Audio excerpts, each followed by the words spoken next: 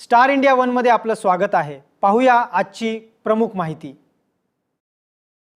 मी बाबासाहेब विठ्ठल गुले, सामाजिक कार्यकर्ता, कोरडगाव या ठिकाणचा रहिवासी असून आमच्या गावामध्ये 15/7/2026 रोजी आमच्या गावातील यांच्या सुनबाई ह्या रानात ऊसाला पाणी देण्यासाठी गेल्या होत्या।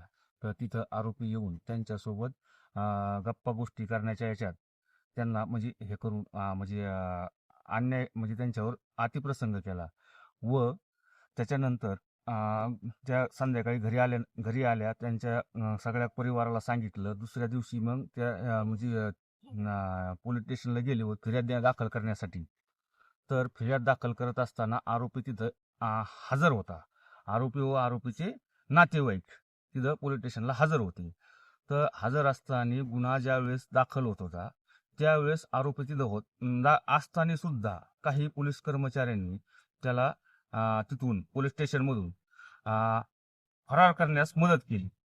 म्हणजे लघवीचं निमित्त केलं। पोलीस स्टेशनमध्ये बाथरूम आहे। आता माझ्या विरोधामध्ये 17 तारखेला मी एक गुन्हा दाखल करण्यासाठी गेलो होतो। तर त्यावेळेस माझ्यावर 185चा गुन्हा म्हणजे खोटा गुन्हा दाखल केला।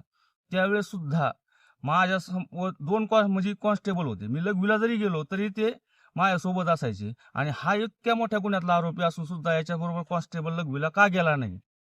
लघवीचं निमित्त करून तिथं गेला। मग एवढ्या मोठ्या आरोपीला हे बळ देतात तर मग सर्वसामान्य नागरिकाचा काय?